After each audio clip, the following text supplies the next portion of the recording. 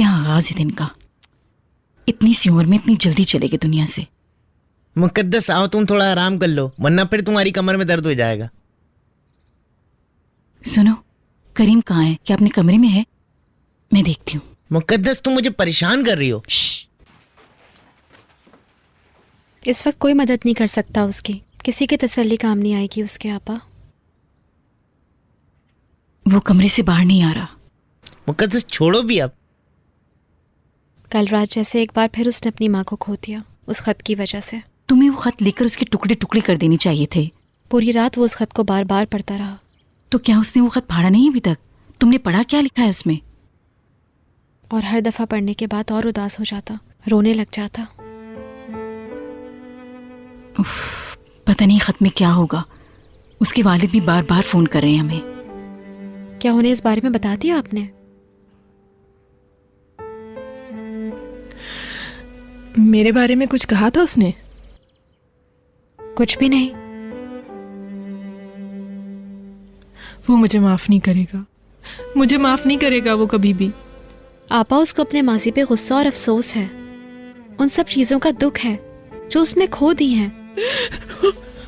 आपा रोने दो, इनको रोने दो, अभी काफी दिनों का तनाव है, सब निकल जाएगा। इस खत ने तो सबकी जिंदगियों को उलट के रख दिया है। मुकद्दस अब तुम जाकर लेट क्यों नहीं जाती हो? भाभी तुम थक गई होगी, भाई सही कह रहा है। अब घर में इस तरह की हालत हो, इतनी परेशानी हो, तो कैसे कोई आराम कर सकता है?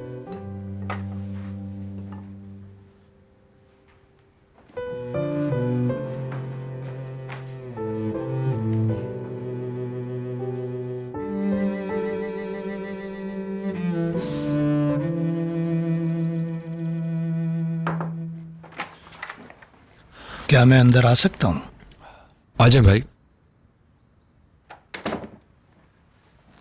शायद ये सही वक्त नहीं है इस बात का, मगर मैंने तुम्हारे वालिद से वादा किया था कि मैं तुम्हें ये दे दूंगा। ये उनके रहने का पता है। जाने से पहले वो तुमसे मिलना चाहते हैं, बात करना चाहते हैं। भाड़ में जाए मेरी तरफ से वो।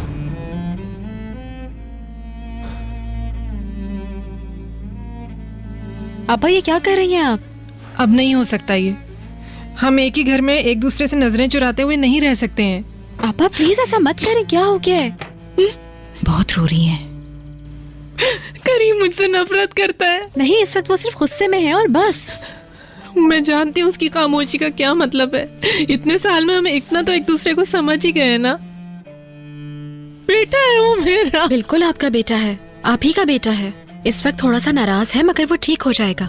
वो आपसे कभी भी मुंह नहीं मोड़ सकता। आपा, आप उसकी भलाई के लिए इतना कुछ सोचती हैं। मगर मैंने गलत किया। अब हम एक साथ नहीं रह सकते।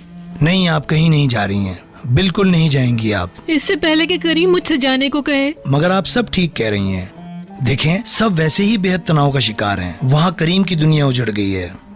इस वक्त बेहद तकलीफ में होगा वो। अगर आप भी चली गई, आपने भी इसे अकेला छोड़ दिया, तो सोचा है आपने इस पर क्या गुजरेगी? आप इसके साथ ऐसा नहीं कर सकती मिस मरियम। अगर आप यहाँ से चली गईं, तो न सिर्फ करीम को तना छोड़ेंगी, बल्कि फातिमा गुल भी अकेली हो जाएगी, और मुझसे भी। क्या ये सही होगा?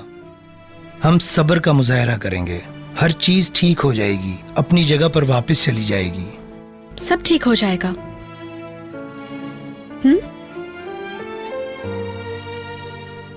आप यहाँ बैठे, मैं कुछ खाने को लाती हूँ।